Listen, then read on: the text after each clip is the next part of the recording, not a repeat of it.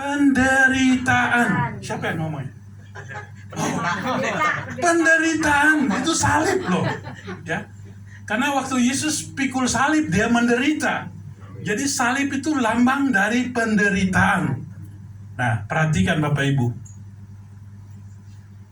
Ia harus menyangkal dirinya, memikul salibnya apa? Setiap hari dan mengikut aku. Ada banyak orang Kristen, ya, yang melihat ayat ini, mereka katakan, gak mau, saya gak mau ikut Kristus. Ya, penderitaannya tiap hari. Benar kan? Pak Pendeta gimana? Benar kan? Tiap hari. Oh, saya gak mau jadi anak Tuhan menderita tiap hari, gak mau saya gitu kan. Gak mau saya. Nah, tetapi kalau kita mau belajar Alkitab, kita jangan belajar satu-satu ayat gitu. Tapi kita harus belajar keseluruhannya. Ya. 1 Yohanes 2 ayat 27 mengatakan bahwa apabila roh Allah ada dalam kamu, maka kamu tidak perlu diajar oleh orang lain, tetapi roh itu akan mengajar kamu hal-hal yang baik, hal-hal yang benar dari Tuhan. Nah, jadi kalau mau belajar Alkitab, marilah kita minta tuntunan Roh Kudus. Amin. Jangan kita target aja baca Alkitab setahun selesai, Kejadian sampai Wahyu, gitu kan? Tapi sebenarnya itu baik, tapi yang sebenarnya kita harus didampingi sama pencipta Alkitab, yaitu Roh Kudus. Nah, lalu bagaimana ini? Apakah kita orang Kristen harus menderita setiap hari? Ya, kata ayat ini kan. Nah, mari kita belajar selanjutnya. Kita lihat, ada dua macam orang ketika menilai tentang salib. Nah, ini perlu banget nih. Kita lihat 1 Korintus 1 ayat 18. 1, 2, 3. Sebab penderitaan tentang salib memang adalah kebodohan bagi mereka yang akan binasa, tetapi bagi kita yang diselamatkan, penderitaan itu adalah kekuatan Allah. Ada dua macam orang. Yang pertama adalah mereka yang akan binasa, dan yang kedua mereka yang sudah diselamatkan. Nah, orang pertama ya yang belum diselamatkan, yang akan binasa, memang mereka akan berkata begini, salib akan menjadikan penderitaan terus-menerus bagi orang Kristen KTP. Jadi orang yang akan binasa itu adalah orang Kristen tanpa perbuatan. Ya, dikatakan Kristen, tadi kesaksian Pak Yohanes ya, Kristen gitu kan, tetapi ya masih melakukan hal-hal yang di luar firman Tuhan gitu kan. Ya, kita lihat di sini. Semua hal yang baik dan benar yang diajarkan oleh firman Tuhan akan membuat orang yang masih hidup dalam dosa itu menderita. Itulah salib. Jadi betul, salib ini akan membuat orang menderita terus-menerus. Contoh tadi itu, ya. Terima kasih Pak Yohanes.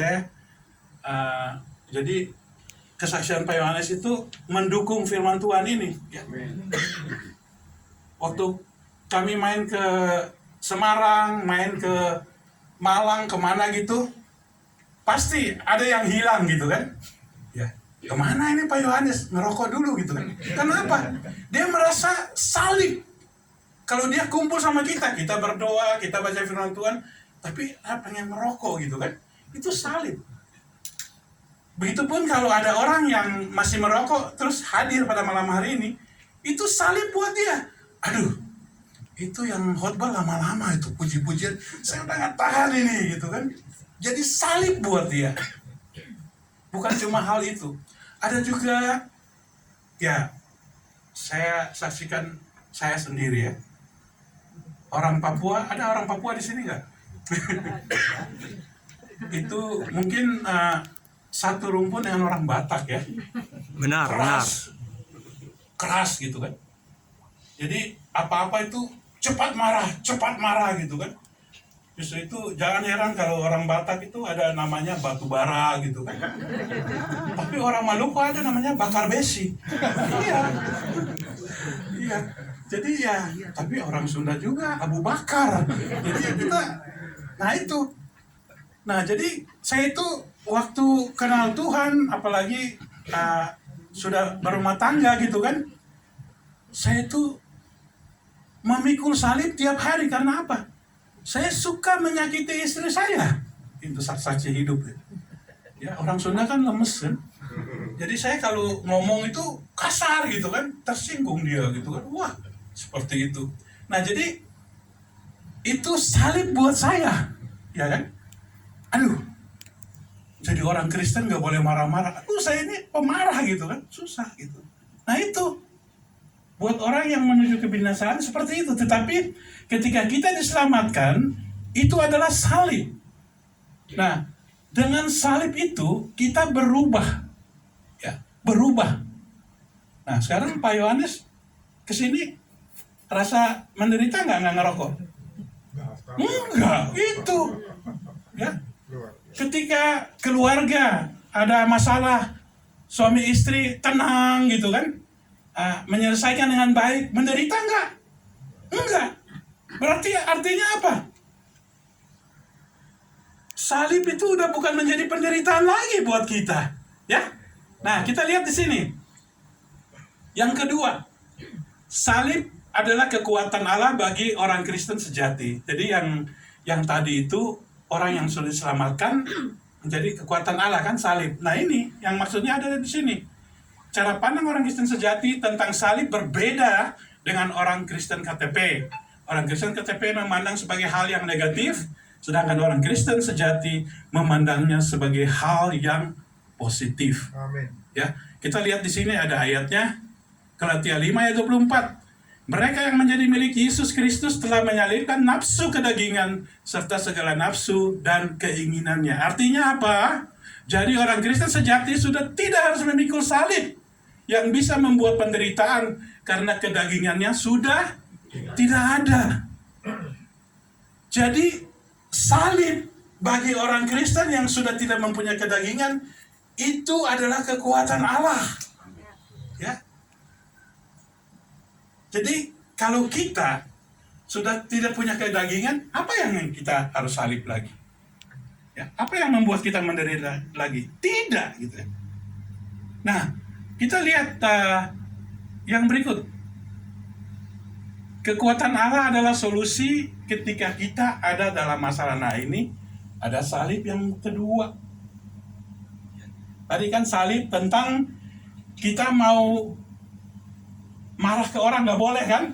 Kan itu salib.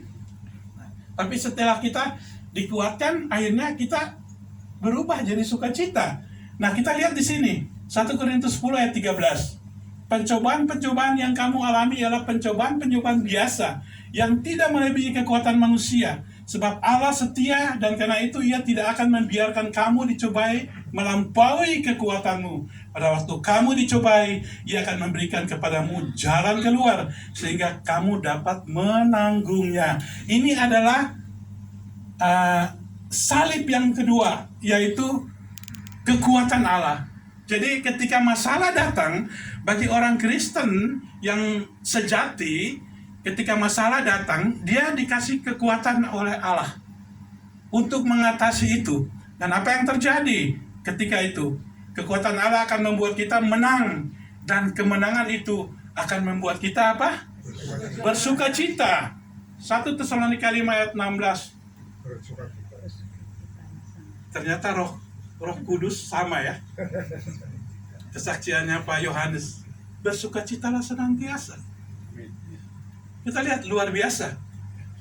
Luar biasa. Jadi ketika pikul, Tuhan katakan harus pikul salib tiap hari. Betul.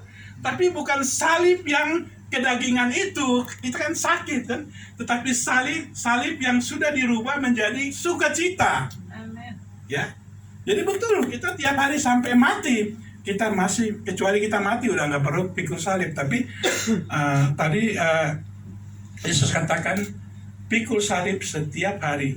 Dan itu bukan penderitaan lagi. Tetapi bagi mereka yang tidak bisa stop merokok, nah itu Dia akan menderita ketika berkumpul, teman-temannya nggak ngerokok, aduh nggak bisa gitu kan. Nah kemudian ya contohnya lah gitu. Misalnya ya ini bapak-bapak lah ya, bapak-bapak kalau sini nggak ada, ini semua udah bertobat gitu kan, udah punya istri satu, aduh pengen istri lagi gitu kan.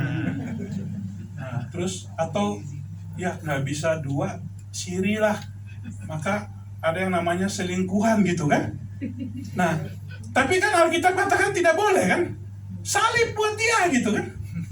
Nah kalau dia mau bertobat, akhirnya salib itu terangkat, artinya dia bebas kan. Oh ya udah, Alkitab bilang nggak boleh, saya bertobat, udah saya mau istri satu aja, selesai.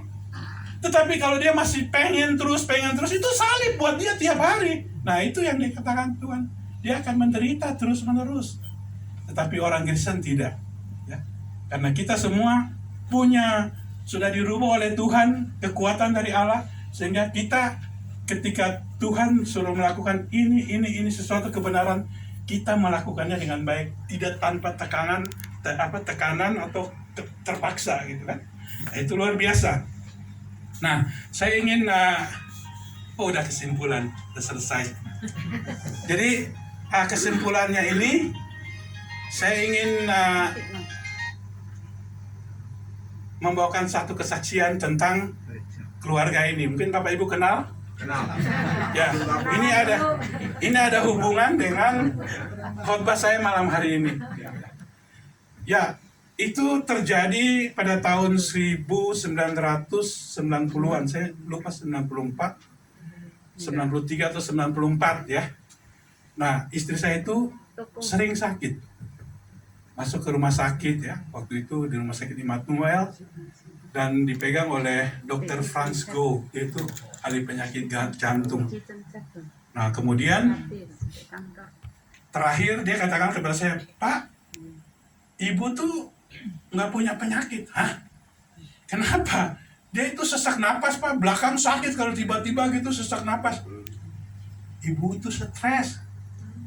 Enggak lah. Gitu. Nggak pernah saya lihat dia ngomong sendiri. Nggak pernah saya lihat dia ketawa sendiri. Iya, itu stres di bawah sadar. Oh begitu. Nah, kemudian udah pulang. Nah, istri saya cerita gitu kan. Dia bilang, "Papa itu gimana ya? Karena dia orang bank, dia tahu rekening saya di bank. Kami waktu itu ada fasilitas kredit. Dan Bapak Ibu tahu kalau angka di rekening koran itu merah, itu artinya kita udah pakai kreditnya itu. Dan kalau udah maksimal, itu kan bunga tiap hari kan harus tiap bulan dipotong. Itu yang bikin dia stres. Nah, tapi dia bilang, "Papa kok nggak ngerti gitu kan? Keadaan kita kayak gini, enak-enak, senang-senang aja gitu kan." Karena apa? Saya setiap minggu, hari Selasa sama Kamis main badminton. Nah, teman saya ada, Pak Sugeng, Pak An ada di sini kan. Coach Yang suka ikut, walaupun cuma ngeramein, suka ikut gitu. Saya santai saja, padahal utang saya itu istri saya yang bingung gitu kan. Sampai sakit gitu, saya bilang gini, "Mah, kalau saya ikut stres, selesai lah gitu. Ya udah biar mama sendiri yang stres, saya jangan gitu."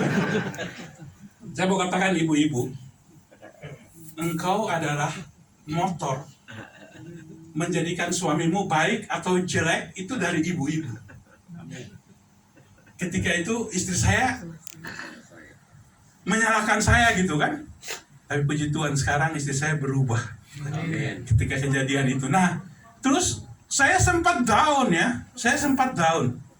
Ya iya ya. Saya mau melupakan utang saya itu, dibilang saya nggak bertanggung jawab gitu kan. Karena apa? Ketika tahun itu, dulu saya kan jual alat tulis, kemudian makanan ringan ya, Coca-Cola, soft drink buat orang-orang yang ketangguban perahu ya. Kalau itu mereka suka datang ke rumah gitu ya, ke toko kan di pinggir jalan. Nah, tahun itu Jogja buka di Lembang. Padahal saya itu ngambil barang dari Jogja Sunda waktu itu kan. Bagaimana saya mau bersaing sama Jogja? Saya ngambil barang dari dia, jual. Ya udah kan, akhirnya kolaps. Belum lagi pegawai saya ada yang tidak benar gitu kan. Jadi dia main, karena saya jarang di toko, cuma percaya sampai ada kehilangan dan segalanya. Nah itu terjadi sampai hutang saya membengkak gitu kan. Nah kemudian saya down juga gitu, tapi saya berdoa dan saya suka bikin lagu ya, seneng gitu. Dan Tuhan kasih satu lagu buat saya, lagu yang luar biasa. Dan lagu ini ketika saya dapat, saya nyanyikan jadi kekuatan yang baru gitu kan. Nah kemudian saya ajarkan ke teman-teman, ke jemaat di Lembang. Kemudian kalau kita full gospel keluar daerah, ini jadi lagu masnya full gospel Lembang gitu kan. Nah saya ingin membuktikan lagu itu. Saya undang teman-teman dari Lembang, mari kita nyanyikan ini ya.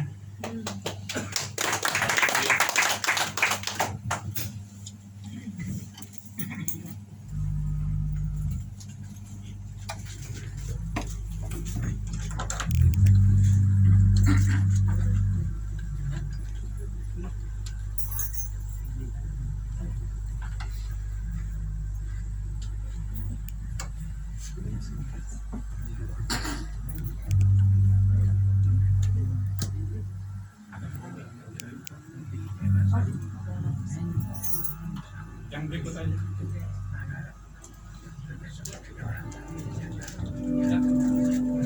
Kata-katanya ada di sini ya, Bapak Ibu.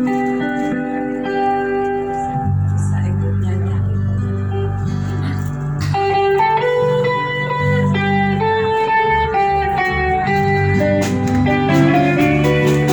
Sukacita langkah Yesus, sukacita langkah dalam menolong aku sesat. Segala beban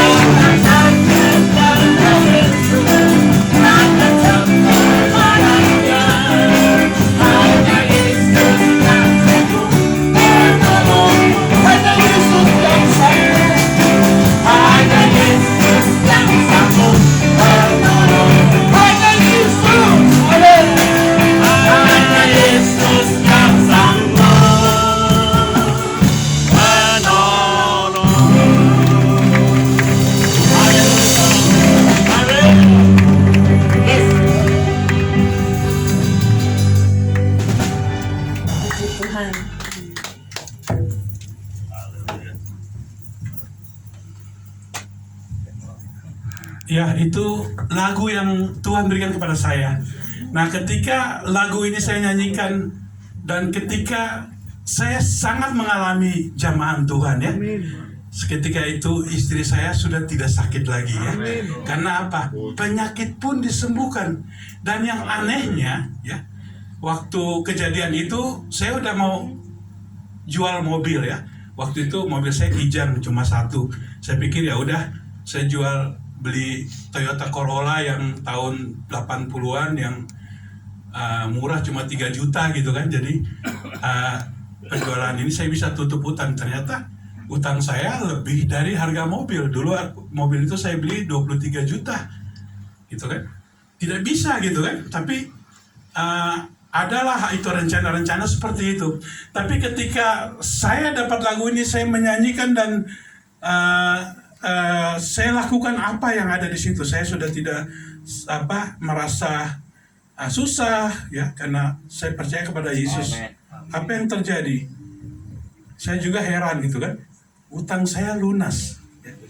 Itu Tuhan luar biasa ya. Dia melakukan sesuatu yang luar biasa. Terus kan saya mau jual mobil kan. Anak saya waktu itu pas selesai SMA mau kuliah kan di Bandung. Saya bisa beli satu sedan Hyundai buat dia. Coba mau jual mobil nggak jadi, dapat mobil 2. Itu luar biasa Tuhan ya. Dan istri saya pun dipulihkan ya. Jadi sekarang kalau ada masalah ya, sering saya pikir semua kita, walaupun kita udah jadi anak Tuhan, masalah itu ada, salib itu ada, tetapi salib itu dirubah menjadi sukacita. Amin. Waktu saya menjual rumah kami di Lembang, ya ada uang sedikit kami investasikan, ternyata ratusan juta melayang gitu kan. Nah kemudian berapa tahun kemudian ada proyek di Papua gitu kan, saya ikut bermain di situ. Ternyata tim pro-nya itu abal-abal gitu kan, dan hampir 300 juta melayang gitu kan. Tapi salib itu menjadi sukacita. Istri saya udah nggak sakit lagi waktu mengalami seperti itu. Saya pun demikian. Nah ini yang penting sekarang. Ketika kita ikut Tuhan, memang kita harus memikul salib setiap hari. Tapi bukan salib tentang kedagingan yang harus disalibkan, bukan. Tetapi kekuatan Allah. Salib itu adalah kekuatan Allah, dan salib itu kita harus pikul tiap hari. Karena tanpa salib itu, kita nggak mempunyai kekuatan apa-apa. Demikian firman Tuhan pada malam hari ini. Nah, saya serahkan kepada pembawa acara. Tuhan memberkati. Puji Tuhan, ada sukacita Bapak Ibu saudara sekalian. Amin. Puji Tuhan ya. Kayaknya Pak Yohanes, Bu Ipang bisa dipakai juga lagunya nih di chapter sukacita ya. Puji Tuhan. Di sini ada chapter sukacita juga ya. Puji Tuhan. Selalu bersukacita. Amin. Bapak Ibu dibagikan amplop, silakan berdoa untuk memberikan yang terbaik dari kita, karena semua berkat yang kita miliki semua dari Tuhan. Tuhan sudah memberikan yang terbaik buat kita. Kita akan memberikan yang terbaik untuk kerjaan Tuhan. Saya minta Bapak Marianto berdoa, boleh Pak? Untuk love offering ini. Puji Tuhan.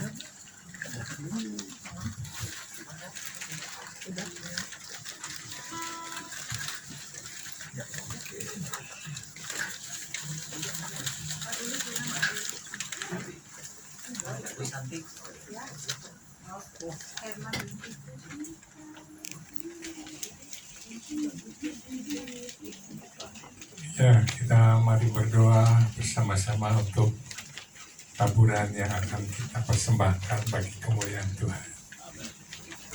Bapa, kami bersyukur, terima kasih atas segala kasih anugerah-Mu Tuhan, di mana kami boleh memberikan sebagian harta benda ini kepada-Mu Tuhan. Biarlah taburan-taburan ini boleh berguna, boleh bermanfaat bagi pelayanan Injil Kerajaan-Mu.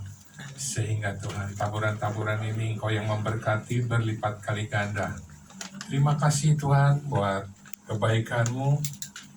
Ini kami berdoa buat hamba-hamba-Mu, buat pelayan-pelayan-Mu, buat anak-anak-Mu. Diberkatilah waktu kita memberikan yang terbaik bagi Tuhan. Segala usaha pekerjaan kami, apapun Tuhan yang kami kerjakan, dibuatnya berhasil dalam nama Tuhan Yesus Kristus. Dan kami mau halaukan segala belalang pelahap, belalang pengirit, belalang pelompat, belalang pindahan, kutuk tanah besi, dan kutuk langit tembaga kami kuduskan hanya di dalam nama Tuhan Yesus Kristus. Terpujilah nama Bapa yang di surga lah yang kami sembah hanya di dalam nama Tuhan Yesus Kristus. Kami berdoa mengucap syukur. Semua berkata, amin.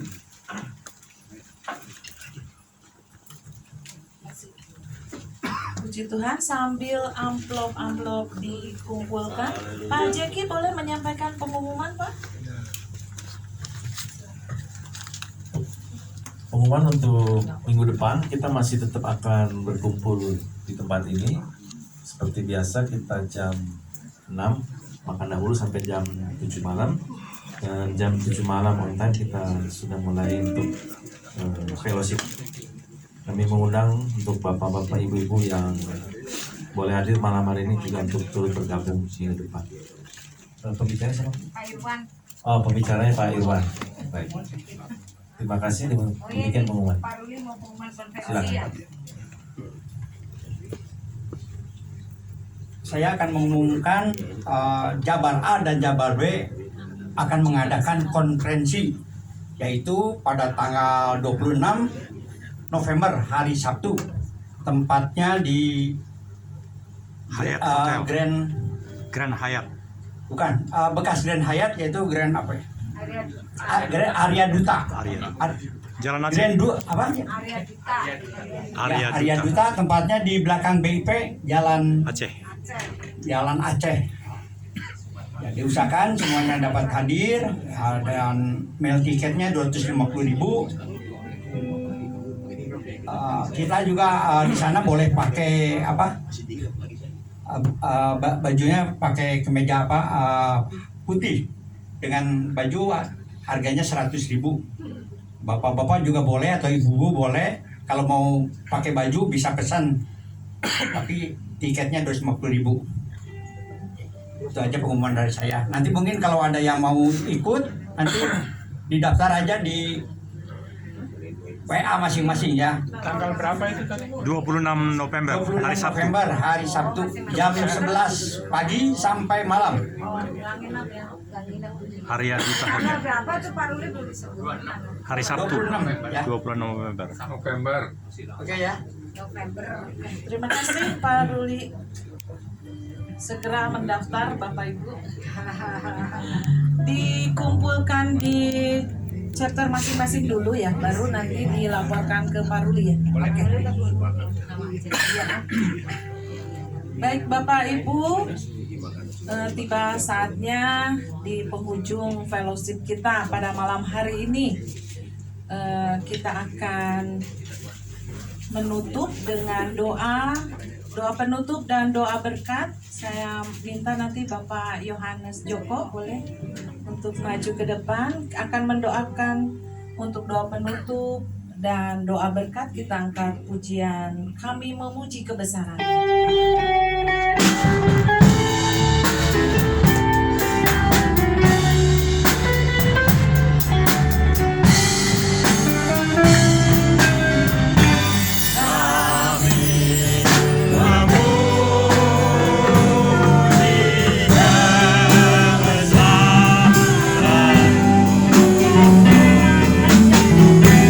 Ajaib Tuhan.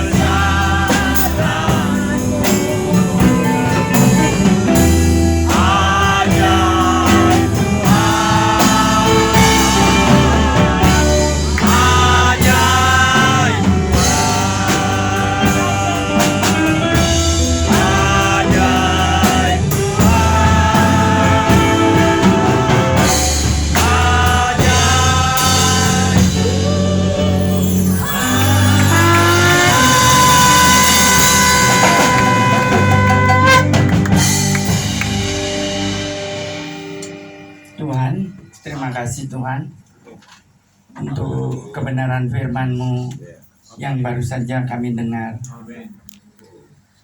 Biarlah firman yang sudah Engkau tabur ini oleh kami lakukan untuk kami memikul salib setiap hari. Karena di dalam salib itulah kami mengerti, kami tahu apa arti makna daripada sukacita. Lewat salib itu Tuhan, kami telah dibentuk oleh Engkau. Untuk supaya kami bisa jadi kuat di dalam Engkau. Lewat salib-Mu itu Tuhan, kami mau Tuhan untuk Kau tuntun terus, untuk Kau pimpin, Kau bimbing di dalam Engkau. Terima kasih Tuhan untuk kebenaran firman-Mu yang begitu luar biasa pada malam hari ini.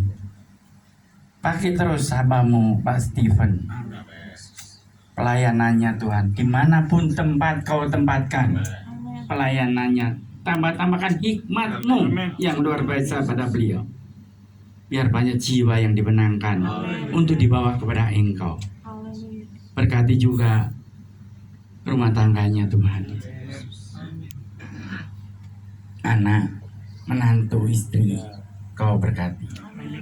Berkati juga Pak Jeki Tuhan yang telah menyediakan tempat untuk kami berfellowship di tempat ini. Berkati pelayanannya juga. Berkati rumah tangganya, anak istrinya Kau berkati. Berkati juga usahanya. Berkati juga Tuhan para pemain musik pada malam ini yang melayani Engkau. Juga berkati jemaat-Mu, member-member daripada Perdana Chapter ini di tempat ini.